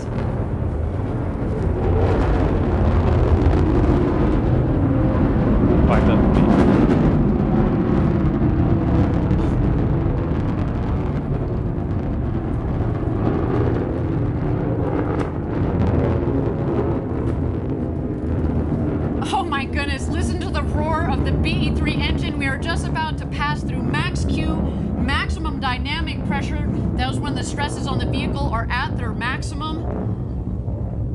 Max Q. Max Q is confirmed. Beautiful burn on that BE-3 engine. Liquid hydrogen Mach 1. and liquid oxygen as the propellant. It's a nice, not just clean in terms of beautifully performing, but what comes out of it, it's steam, right? Whew. To see the glow of the engine underneath the rocket, just under our shoulders, and to know that we've got a crew that is going to space, it just feels different, doesn't it, Gary? It is totally different. All right, you can follow along, of course, the speedometer in the bottom left, the altimeter in the middle of the screen there. So far appears to be a nominal flight.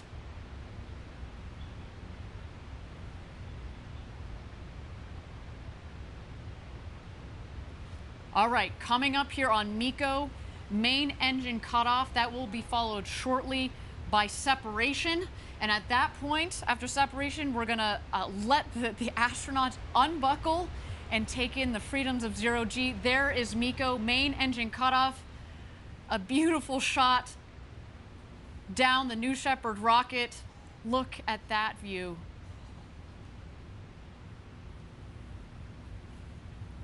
Unreal. Awaiting separation here.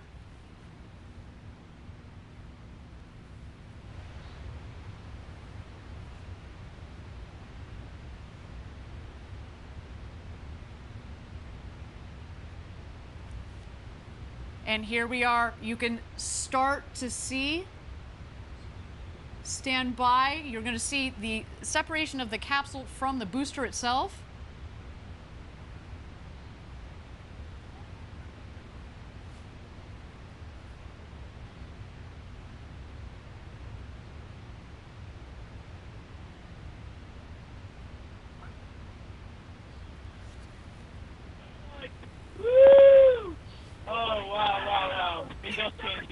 So you have to look out the window. Oh, these kids got. Oh, wow.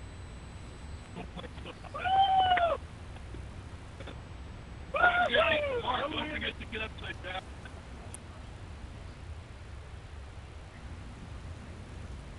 And there we go. Our astronauts have passed the Kármán line at about 328,000 feet, continuing their ascent. You see the two vehicles there. When the speed hits zero, you know that they've hit apogee, their maximum altitude, and you hear they're having quite an experience. All my instincts are fine. Okay, I'm gonna start back. Okay. I'm here to help you. Yep. Got it. Yeah, you just have to wait for it. Who wants a Skittle? Oh, yeah.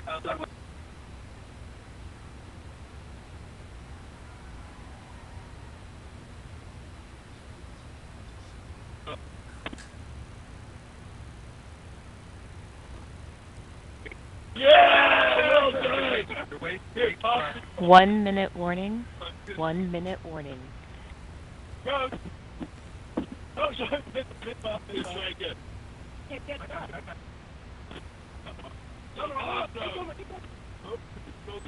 good. Yep. Get that one? Got it. Let's see if I can see the boost. Yeah, A little bit. I cannot. Oh, wow. You got to take a moment to do that. Okay, get in. We got to get in. Woo! Roll. Oh, fantastic. Look at this. It's dark up here. Oh, wow.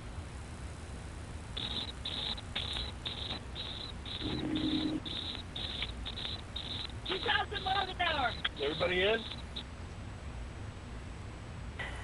First step, status check. Astronaut Oliver. Oh, wow. Oliver, status check.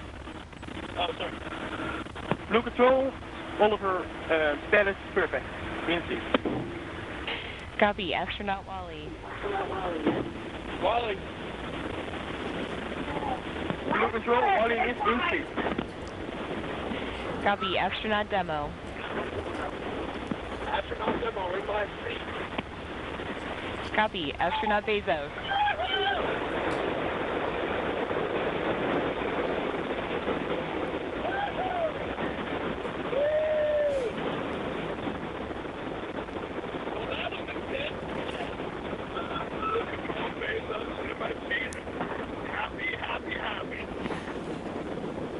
Copy.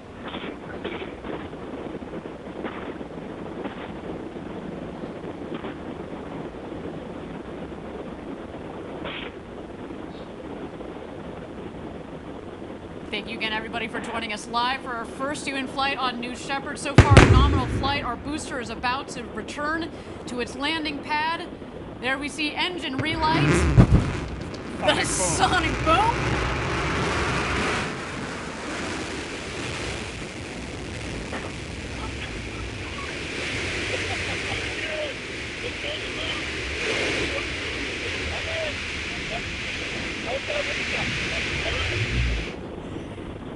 And booster touchdown, welcome back, New Shepard.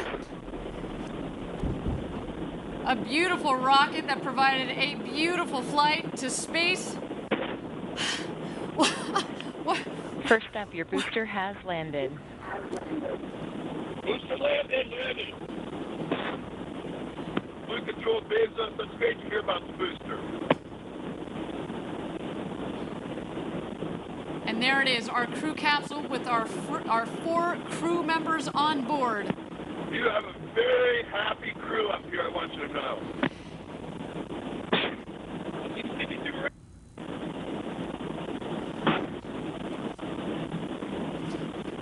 Oh yeah, I see blue. I see the big barn.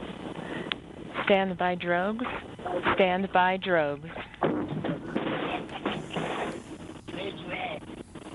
Stand by main. Stand by main.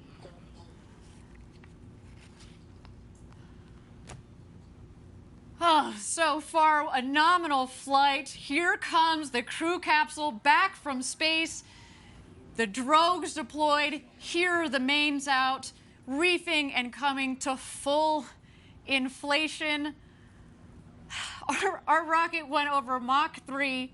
And now they're coming floating back down at just about 15 or 16 miles an hour, about to join us home back here in West Texas after having gone over the Kármán line, the internationally recognized line of space.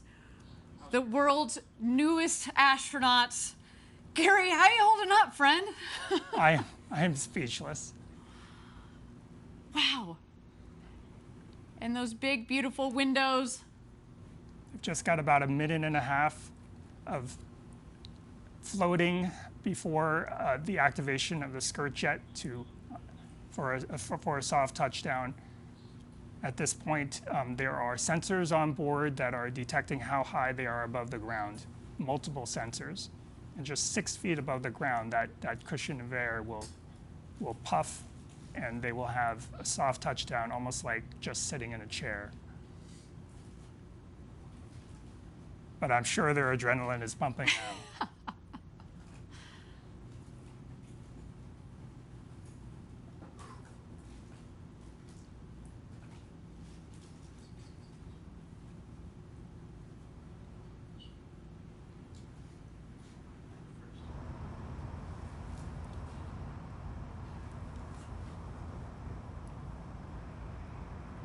And touchdown.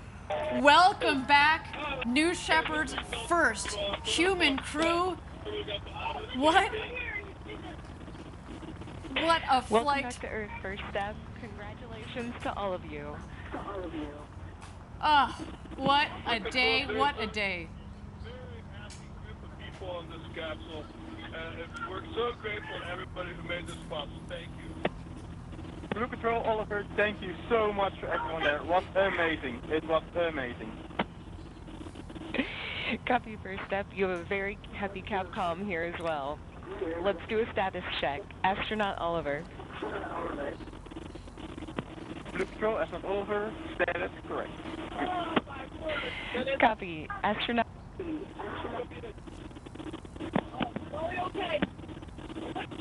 Copy. Astronaut Demo. Astronaut Demo, I am unbelievably good. Copy.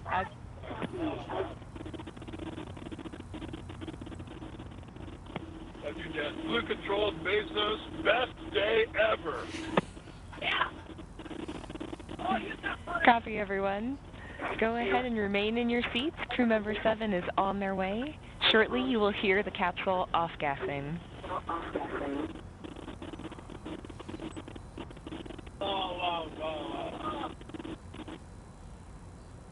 Did anybody have to or altitude or altitude? I didn't. We asked. No, they thought they did. Yeah, we'll find out. It's okay. I had my main mission was accomplished. I didn't kick anyone. That was only about 5 minutes. Yep.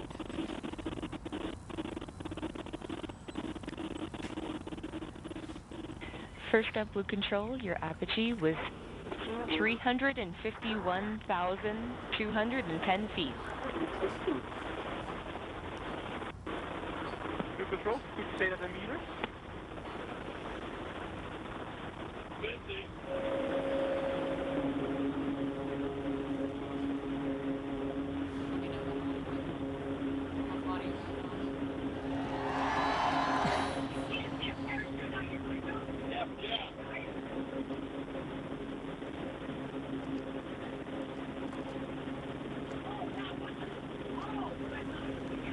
That was incredible. That was Wally, that was incredible. It was. I was thinking it was going to be more jerky, and it wasn't. No, I was the helicopters. I was surprised at how easy 0G was. Yeah, it felt very remarkably natural. It did. It's like swimming. Yeah. Yeah, it's not. It's weird. It actually feels good. It felt.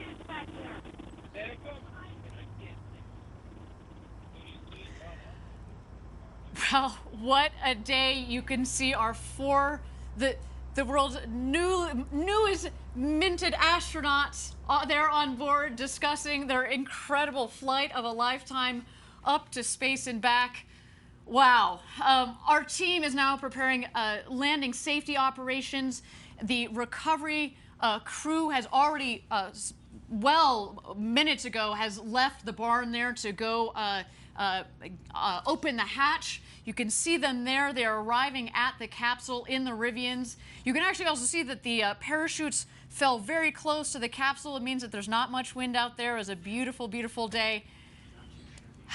Not too shabby, Gary. What do you think? No, it was picture perfect. And it sounds like it landed pretty much exactly where we predicted. That's how they can get to it so quickly. They start moving even before it landed based on the prediction of landing.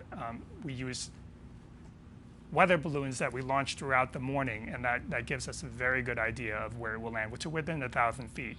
What you're seeing that they're doing right now is Kevin Sprague, crew member 7, is just making sure everybody is okay and gives them a thumbs up. They're also grounding the vehicle. When you go into space, you could accumulate pretty significant electric charge. That's actually why we prefer that the astronauts not get out themselves, so that we can ground the vehicle of static charge, which can be quite strong. Excellent, and I think there that Kevin Sprague, our crew member 7, has given the thumbs up for all of our astronauts that are on board there. Again, Jeff Bezos, Mark Bezos, Wally Funk, and Oliver Damon. What an incredible day. You heard them on the audio. Best day ever. I mean, I feel like this is our best day ever, and we didn't even get to go up to space. I mean, what a day. Again, congratulations to the entire Blue team, our astronaut crew, and of course the friends and family of these incredible astronauts. They're just about to exit the capsule here. Let's wait for that moment. There you see Jeff in the window. Oh, there you are. Felix is up here. All right, guys, we'll do later.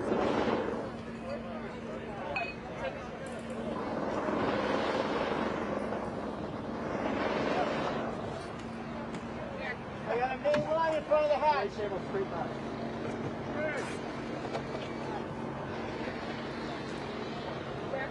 There's the main parachute line in front of the hatch. Jeff!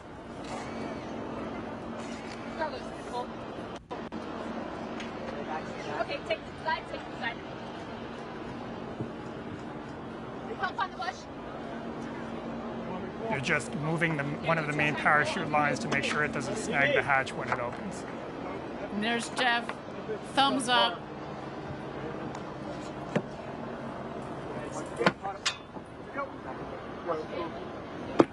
CC safe, Jimmy. You heard there, the CC is safe. No, I got it. No, I still got it in front of the slide.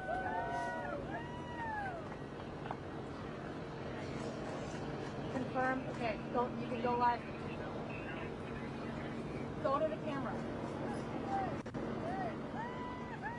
Jimmy! Jimmy! Gary, the architect of New Shepard, congratulations to you, man. Congratulations. Give me a to you, hug. Ariane. This is just, ugh. What a day. Again, thank you everybody for joining us live for our first human flight of New Shepard. Our 4 astronauts went to space and back, topping over 350,000 feet, well over 100 kilometers. They've come back down safely. We're just waiting here for egress. Our crew is going to get out of the capsule and meet their families back here on the ground. Of course, their families that have provided so much support since they were little kids and dreamt of this to this day and this moment. Let me know when everybody's there. Mar and Mary. Get in here, Mar. All right, Caitlin, you ready? Family, are we ready?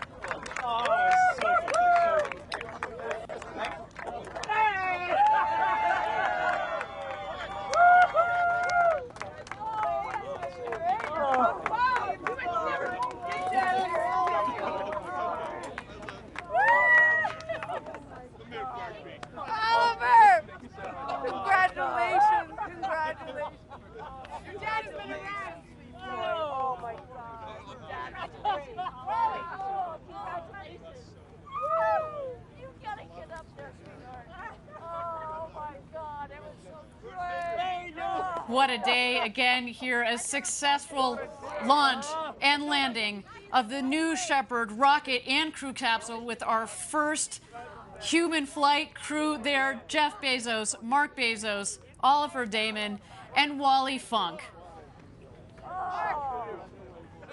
And their families there giving big hugs all around. What a moment, so much emotion from all of them. The elation. Did you see Wally? Did you see Wally when she came out? You know, this, I told you she was probably going to do a summer, cartwheel as she came out of that capsule. What an incredible, incredible day. Let's just capture a couple more moments of this. Again, space flight, so much engineering, so much objective, hard engineering, technical thought that goes into it. But when you put people on board, there's such an incredible emotional component to this. The time, the effort, the blood, sweat, and tears, you know this better than anybody else. Again, congratulations, Gary. Thank you, Ariane. And congratulations to the entire Blue Origin team. This might have looked easy today. It was anything but easy. To design a vehicle like this that is so safe that anybody can get on board. From Wally Funk, who today became the world's oldest astronaut at 82, to Oliver Damon, who became the world's youngest astronaut at 18. He joined us from the Netherlands. Again, big shout out to our viewers in the Netherlands. Congratulations. You should be very, very, very proud of your countrymen. I mean, again, and representing the next generation of people that are going to go into space. I mean, I can't wait to see what Oliver does with his future. I can only imagine. You heard him in the video. You know, he just wants to spread the love, spread the message. I can't wait to hear their impressions of the, you know, the view from up there. And in fact, I hear in just a moment we hope to be getting a couple of impressions from our astronauts. We'll stand by for that there. You see the friends, the family. You see our CEO, Bob Smith, there. You see a couple of our other executives, of course, this crew safety team. Champagne. And it's champagne time, everybody.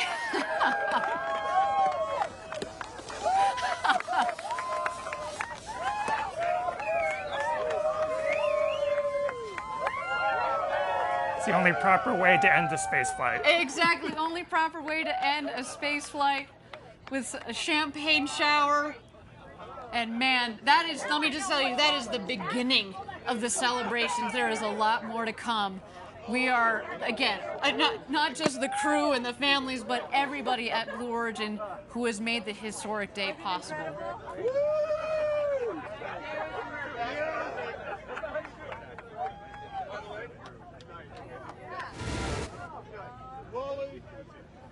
Oh, there's a big hug from Jeff to Wally Funk.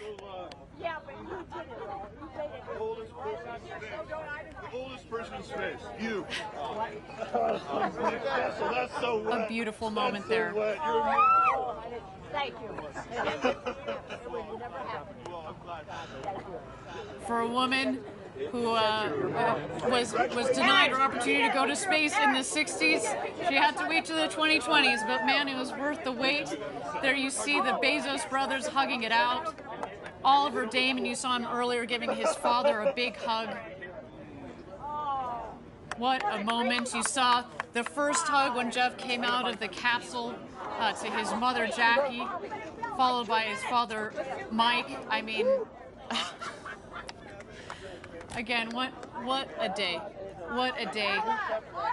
To the thousands and thousands of members of Team Blue, you contributed to today as well. I know you were all hugging it out back in Kent, Washington at our headquarters near Seattle, sending you guys a lot of love from down here in West Texas. What a moment.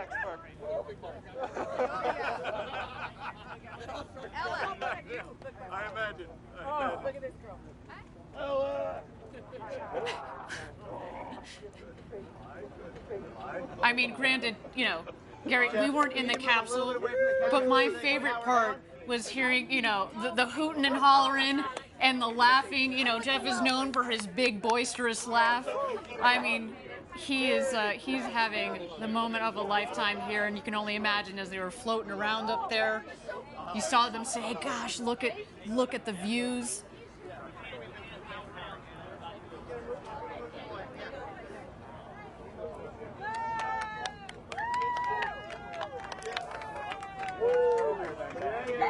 Gary, is this as you had expected it? 17 years ago when you joined Blue Origin, you know, we like to at Blue we like to, you know, start at the end goal, work backwards to make the design, and then build forwards. When you sat there 17 years ago with the very small team at the time at Blue, is this what you would imagine? It's certainly what we hoped for, but with the size of the team, when I joined Blue Origin, there were only 20 of us in a warehouse, and it would have taken a huge leap of faith to think that we could have gotten to this point, but we have. Just incredible. You know, I've been here 7 years. We were at 300, so man, you got me beat by a lot there. But you know, I can remember when I joined the team, and we were talking about the moment, the day that we were going to fly people. You know, you talk about it, but it's here and it's now. And I remember we were talking about, okay, well, what will this video look like, and what will that video look like? it doesn't compare. It doesn't matter. This is real. This is so much better than anything that we could have ever imagined. The emotional component to human space flight. We've had 15 consecutive test flights, which, as you said earlier, is why we knew that we were ready to put people on board this rocket. And that's what led us to today. To know that we could do this safely, and to give people the experience of a lifetime. And I think based on what we see there, I think job well done, sir. Job well done. And not only did we do it today, we can do it again and again and again and again. Precisely. Absolutely love it. That was amazing. Everybody, I want to thank you all for joining us from around the world for today's Blue Origin historic first human flight. It's been a moment for the ages, and guess what? We're just getting started. We've got 2 more flights this year and several more in the coming years. I want you to join us a little bit later today. We're going to have a live press conference on our website. You're going to get to hear the firsthand impressions from our 4 astronauts that went to space and back. But to all of you out there, if you like what you saw and you are serious and interested about reserving your seat on a future rocket ride to space and back with New Shepard, we've got some exciting news for you. We are open for ticket sales. Send us an email, astronauts@blueorigin.com. We can't wait to fly you to space and back. Gary, it has been an honor to share the desk with you today, the architect of New Shepard. Thank you so much for your insights. Thank you so much for all of your hard work and all the hard work of your team that has made today possible. Thank you, Ariane. It was unforgettable. Absolutely. The road to space is being built, everybody, and we took a huge step today. But we also need your help. If you're interested in learning more about Blue Origin or joining our extraordinary team, please visit our website. And if you'd like to commemorate today's historic launch, we also have some mission patches for you there. And that's also where you can get some apparel, some collectible gear. It is all there. Look at that sweet patch. So beautiful with the names of our new astronauts. What a day. Everybody, my name is Ariane Cornell. Thank you so much for joining us. It has been a pleasure and an honor to be your host. And of course, until our next launch, Gradatum Ferociter.